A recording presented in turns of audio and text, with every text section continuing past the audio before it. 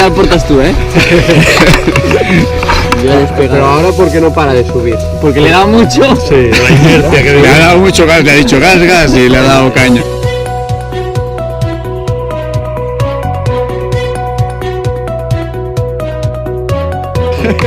Esto es familiar. Pero tienes que ir mirando hacia allá, Marc, que los obstáculos están allá.